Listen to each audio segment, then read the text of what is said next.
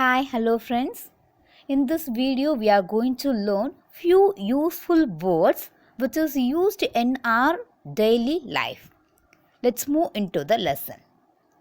Current போயிட்டு வருது. அதாவது அடிக்கடி மின் தடங்களை ஏற்படுது. So how to tell this sentence in English? Try on your own first. I hope you find out the answer. Let's see the answer now. There is power cut off and on. There is power cut off and on. நீ சொல்கிறதுக்கெல்லாம் நான் ஆமாம் போடுவேன்னு நீ நினைக்கிறாயா? அதான் இல்லை, ஒரு போதும் இல்லை அப்படின்னு நம்ம சம்டைம்ஸ் ரொம்ப ஆங்க்ரியில் சொல்லுவோம் இல்லையா? அதை எப்படி இங்கிலீஷில் சொல்லலாங்கிறத இப்போ பார்க்கலாம். நீ சொல்கிறதுக்கெல்லாம் நான் ஆமாம் போடுவேன் நினைக்கிறாயா? அப்போ நினைக்கிறாயானா எப்படி நம்ம இங்கிலீஷில் சொல்லலாம்? Do you think? நீ சொல்கிறதுக்கெல்லாம் நான் ஆமாம். அப்போ அப்படியே அதை நம்ம எப்படி இங்கிலீஷில் கன்வெர்ட் பண்ணலாம்? To you think I will say yes to whenever you சே அப்படின்னு சொல்லும். To you think I will say yes to whenever you சே அப்படின்னு சொல்லணும். இல்லையே எப்படி இங்கிலீஷில் சொல்லலாம்? நோ, ஒருபோதும் இல்லை. அப்போ நெவர். அப்போ இதெல்லாம் சேர்த்து நம்ம எப்படி இங்கிலீஷில் சொல்லலாம்? Do you think I will say yes to whenever you say? No, never. When someone is admitted in the hospital, during the time we have to convey our wishes to themselves to come back to their normal health condition. How we have to convey our wishes? Can you guess what is that one? Let's see the answer now. நம்ம friends இல்லை relatives யாருக்காச்சும் ஒருத்தருக்கு உடம்பு சரியில்லாமல் இருக்கும்போது கவலைப்படாதீங்க, சீக்கிரமாக குணம் ஆயிடுவோங்கிறத ஆறுதல் சொல்லுவோம் இல்லையா? அதை தான் இங்கிலீஷில் எப்படி சொல்லலாங்கிறத இப்போ நம்ம பார்க்கலாம். Don't worry, you will get well soon. Don't worry, you will get well சூன் அப்படின்னு சொல்லலாம். Wow! Sometimes we are planning to go to any temple, or else if we are having any festivals in our home, we will also wear some kinds of dresses like this. Due to the curiosity and excitement, we will ask to our parents or our friends, இந்த ட்ரெஸ்ஸில் நான் எப்படி இருக்கேன், இந்த ட்ரெஸ்ஸில் நான் எப்படி இருக்கேன்னு கேட்போம் இல்லையா? So how to tell that one in English? This is your time. Try on your own. How do I look in this dress? How do I look in this dress? தனக்கும் எதுவும் தெரியாது, மற்றவங்க சொன்னாலும் புரியாது, இப்படி சில பர்சன்ஸாக இருப்பாங்க. அதை நம்ம ரெண்டும் கெட்டான்னு சொல்லுவோம் இல்லையா? ஸோ இந்த மாதிரி பர்சனை நம்ம எப்படி இங்கிலீஷில் சொல்லலாம்? Let's see. நிட் விட். நிட் விட் அப்படின்னு சொல்லணும். அவளாக அது போல் சொன்னால் என்னால் நம்பவே முடியல. ஸோ இதை எப்படி இங்கிலீஷில் சொல்லணும் அப்படின்னா, did she say like that? I just can't believe it. Did she say like that? I just can't believe it. மற்றவங்களை பற்றி நம்ம டக்குன்னு யோசிக்காமல் ஒரு ஒப்பீனியனை நம்ம சொல்கிறோம் அப்படின்னா அதுக்கு பேர் என்ன அப்படின்னு சொல்லணும் அப்படின்னா நீ ஜெர்க் ரியாக்ஷன் அப்படின்னு சொல்லணும். What is that one? நீ ஜெர்க் ரியாக்ஷன் அப்படின்னு சொல்லணும். If we have a faith in God, that person is called as a theist. அவங்களுக்கு பேர் என்ன அப்படின்னா தீயிஸ்ட்னு சொல்லுவோம். கடவுள் நம்பிக்கை இல்லாத நார்த்திகவாதியை நம்ம எப்படி கூப்பிடுவாங்க அப்படின்னா எய்திஸ்ட் அப்படின்னு சொல்லுவோம். எய்திஸ்ட் அப்படின்னு சொல்லுவோம். நீங்கள் அங்கே எவ்வளோ நேரம் இருப்பீங்க அப்படின்னு இங்கிலீஷில் எப்படி கேட்கலாம் அப்படின்னா how long will you be there? How long will you be there அப்படின்னு கேட்கணும். ஒரு டீச்சர் ஒரு ஸ்டூடெண்ட்டை ஹோம்ஒர்க் நோட்டை சப்மிட் பண்ண சொல்கிறாங்க. ஆனால் அந்த ஸ்டூடெண்ட் நான் ஹோம்ஒர்க் கம்ப்ளீட் பண்ணிட்டேன், பட் நோட்டு கொண்டு வரலன்னு சொல்கிறாங்க. ஆக்சுவலி ஹோம்ஒர்க் முடிச்சிருக்க மாட்டாங்க, பட் அந்த சுச்சுவேஷன்லேருந்து எஸ்கேப் ஆகிறதுக்காக என்ன சொல்லுவாங்க? மேம் ஹோம்ஒர்க் நோட்டை மறந்து வீட்டில் வச்சுட்டு வந்துட்டேன் அப்படி. முடிக்காத பட்சத்தில் நைட்டோட நைட்டாக வீட்டுக்கு போய் என்ன பண்ணிட்டு வந்துடுறாங்க? ஹோம்ஒர்க் கம்ப்ளீட் பண்ணி நாளைக்கு சப்மிட் பண்ணுறாங்க. இந்த சுச்சுவேஷனை தான் தில்லுமுள்ளு பண்ணி மேனேஜ் பண்ணுறதுன்னு சொல்லுவோம். இதுக்கு இங்கிலீஷில் எப்படி சொல்லணும்னா ஹேங்கி பேங்கி. ஹேங்கி பேங்கி அப்படின்னு சொல்லுவாங்க.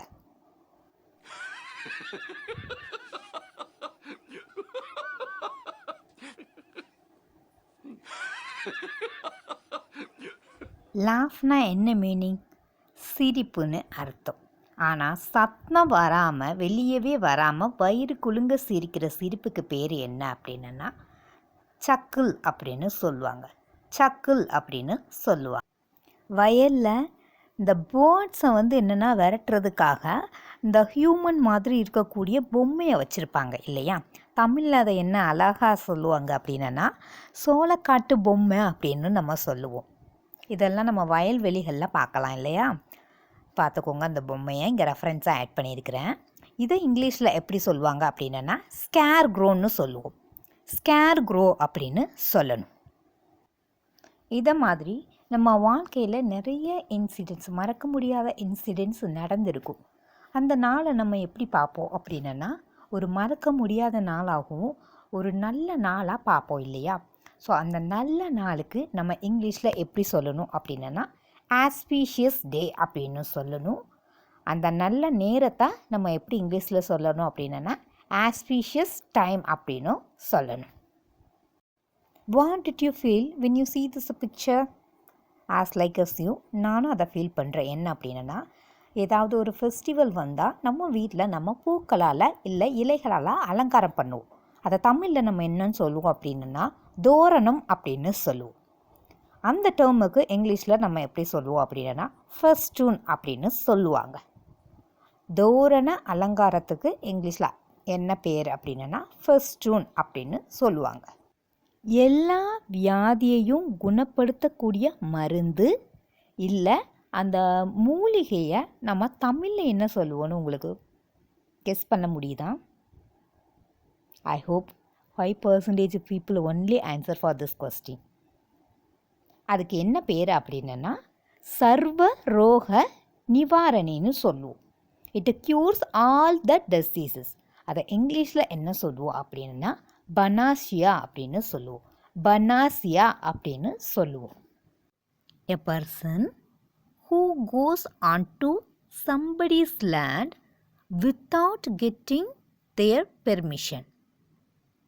அதாவது தமிழில் இதை எப்படி சொல்லலாம் அப்படின்னா ஒருவருக்கு சொந்தமான நிலத்தில் அத்துமீறி நுழையிறவங்க அப்படின்னு சொல்லுவோம். இதை இங்கிலீஷில் நம்ம எப்படி சொல்லணும் அப்படின்னா ட்ரெஸ்பசர்ஸ் அப்படின்னு சொல்லுவோம். வழிப்போக்கர்களுக்கு பாசர்ஸ் பை அப்படின்னு சொல்லணும். அடுத்தவங்க பேசுகிறத மறைவான் என்று ஒட்டு கேட்குறத நம்ம இங்கிலீஷில் எப்படி சொல்லலாங்கிறத தான் இப்போ பார்க்க போகிறோம். இதை இங்கிலீஷில் ஓவர் ஹியரிங்னு சொல்லுவோம். ஆர்எல்ஸ் ஈவ்ஸ் ட்ராப் அப்படின்னு சொல்லலாம். ஓவர் ஹியரிங் ஆர்எல்ஸ் ஈவ்ஸ் ட்ராப் அப்படின்னு சொல்லலாம். Have you ever seen that the word kith and kin that is printed in any one invitation? Do you know the meaning for that one? Kith and kin அப்படின்னா என்ன மீனிங்னா friends and ரிலேட்டிவ்ஸ்னு மீனிங். For example, they invited all their kith and kin to their new home. அப்படின்னா என்ன meaning? அவங்களோட உறவினர்கள் நண்பர்களை அவங்க வீட்டுக்கு என்னென்னா புது வீட்டுக்கு இன்வைட் பண்ணியிருக்காங்கன்னு அர்த்தம். ஸோ கித் அண்ட் கின்னா என்ன மீனிங்? ஃப்ரெண்ட்ஸ் அண்ட் ரிலேட்டிவ்ஸ் அப்படின்னு மீனிங். அஜீர்ணம் அப்படின்னா அதை இங்கிலீஷில் நம்ம என்ன சொல்லுவோம்? இன்டைஜஷன் அப்படின்னு சொல்லுவோம். அதே இது எனக்கு பசி இல்லை அப்படிங்கிறத இங்கிலீஷில் எப்படி சொல்லுவோம் அப்படின்னா ஐ ஹாவ் நோ அப்பிடைட் அப்படின்னு சொல்லணும். நாம் சின்ன குழந்தையா இருக்கும்போது நம்ம மதர் நமக்கு பாடுற அந்த தாலாட்டு பாட்டு பாடுவாங்க இல்லையா? அதுக்கு இங்கிலீஷில் என்ன பேர்? லலபை அப்படின்னு பேர். லலபை அப்படின்னு சொல்லணும். கையில் உள்ள ரொக்க பணத்துக்கு நம்ம ஹார்ட் கேஷ் அப்படின்னு சொல்லுவோம். அப்படி இல்லைனாலும் ரெடி கேஷ் அப்படின்னு சொல்லுவாங்க. நாங்கள்லாம் சுனாமிலேயே ஸ்விம்மிங் அடிக்கிறவங்க அப்படின்னா என்ன மீனிங்? அதாவது எதிர் நீச்சல் அடிக்க முடியும்னு சொல்கிறது தான் அப்படி சொல்கிறோம் இல்லையா? ஸோ இதை எப்படி இங்கிலீஷில் சொல்லலாம் அப்படின்னா ஸ்விம்மிங் அகெயின்ஸ்ட் த கரண்ட். கஷ்டப்பட்டு சம்பாதிக்கக்கூடிய அந்த பணத்துக்கு நம்ம என்ன சொல்லலாம் அப்படின்னா ஹார்ட் ஏர்ன்ட் மணி. ஹார்ட் ஏர்ன்ட் மணி. பணத்தை கண்டபடி செலவு செய்கிறவங்களுக்கு நம்ம தமிழில் என்ன சொல்லுவோம் அப்படின்னா ஊதாரின்னு சொல்லுவோம். இதை இங்கிலீஷில் எப்படி சொல்லலாம்? ஸ்பென்த்ரிஃப்ட். ஸ்பென்த்ரிஃப்ட். எந்த ஒரு வேலையும் செஞ்சு முடிக்காமல் சும்மா வாயாலேயே பேசுவாங்க இல்லையா, அவங்கள நம்ம தமிழில் என்ன சொல்லுவோம்? வெத்து வேட்டுன்னு சொல்லுவோம். ஸோ இங்கிலீஷில் கேஸ் பேக். Gasbag. ஆஃபீஸில் ஒர்க் பண்ணுறவங்களுக்கு இந்த வேர்ட் கொஞ்சம் ஃபெமிலியராக இருக்கும். எல்லோரும் எங்கே போயிட்டீங்க, எல்லோரும் எங்கே போயிட்டீங்க அப்படின்னு கேட்பாங்க. ஸோ அதுக்கு இங்கிலீஷில் where the hell is everybody. Where the hell is everybody. நம்மளோட கோலை ரீச் பண்ணுறதுக்காக நம்ம தொடர்ந்து முயற்சி செய்வோம் இல்லையா, அதை தமிழில் நம்ம என்னன்னு சொல்லுவோம்னா விடாமுயற்சின்னு சொல்லுவோம். அதை இங்கிலீஷில் எப்படி சொல்லலாம் அப்படின்னா பெர்சிவரன்ஸ். பெர்சிவரன்ஸ் அப்படின்னு சொல்லணும். ஒருத்தங்க இல்லாதப்போ அவங்கள பற்றி அவதூறாக புறம் பேசுகிறத இங்கிலீஷில் எப்படி சொல்லணும் அப்படின்னா பேக் பைட்டிங். பேக் பைட்டிங் அப்படின்னு சொல்லணும். சும்மா உடம்பை வருத்திக்காத, அதாவது எப்பொழுதும் ஓய்வு இல்லாமல் கடினமாக வேலை செஞ்சிட்ருக்கவங்கள நம்ம இங்கிலீஷில் எப்படி சொல்லலாம் அப்படின்னா don't strain yourself or else don't tax yourself. Don't tax yourself அப்படின்னு சொல்லணும். ஆனந்த கண்ணீருக்கு இங்கிலீஷில் டியர்ஸ் ஆஃப் ஜாய் அப்படின்னு சொல்லுவோம். ப்ரெட்டன் பண்ணுறவங்கள, அதாவது பாசாங்க நடிக்கக்கூடிய அந்த கண்ணீருக்கு பேர் தமிழில் முதலை கண்ணீர் அப்படின்னு சொல்லுவோம். இதை இங்கிலீஷில் crocodile tears அப்படின்னு சொல்லணும். பாசாங்க பண்ணுறவங்க கண்ணீரை crocodile tears அப்படின்னு சொல்லணும். சும்மா சுற்றி வளைச்சி பேசாத, விஷயத்துக்கு வாங்குறத இங்கிலீஷில் எப்படி சொல்லலாம் அப்படின்னா don't beat about the bush, come to the point.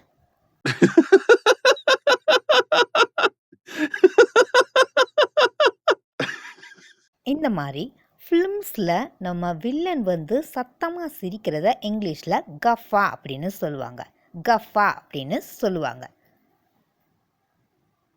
தண்ணீர் ரொம்ப கலங்கலாக இருக்குது அப்படின்னா அதை எப்படி சொல்லலாம் அப்படின்னா த வாட்டர் இஸ் வெரி மர்கி. அப்படி இல்லைன்னா கண்டாமினேட்டட் வாட்டர்னு சொல்லலாம். அதுவுமே எதை ரெஃபர் பண்ணுது அப்படின்னா கலங்கலான தண்ணி அப்படிங்கிறது தான் குறிப்பிடுது.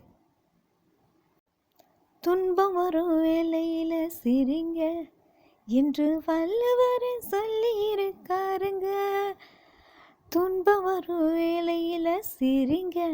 ஸோ இந்த சாங்கு நம்ம எல்லாருக்குமே தெரிஞ்ச சாங்.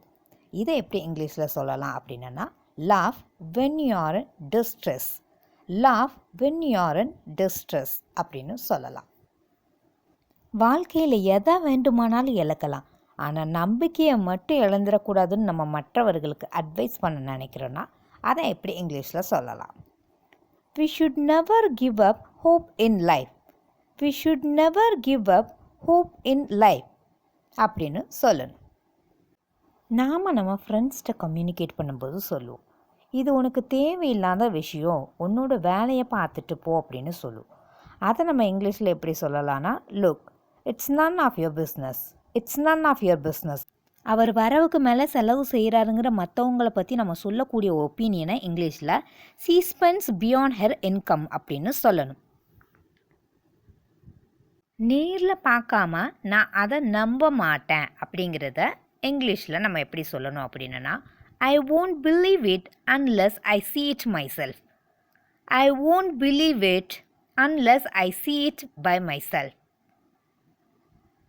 நியாயம் அநியாயம் எல்லாம் பேசுகிறதோட சரி நம்ம சம்டைம்ஸ் சலிச்சுப்போம் இல்லையா, அதை இங்கிலீஷில் right and wrong are only words today.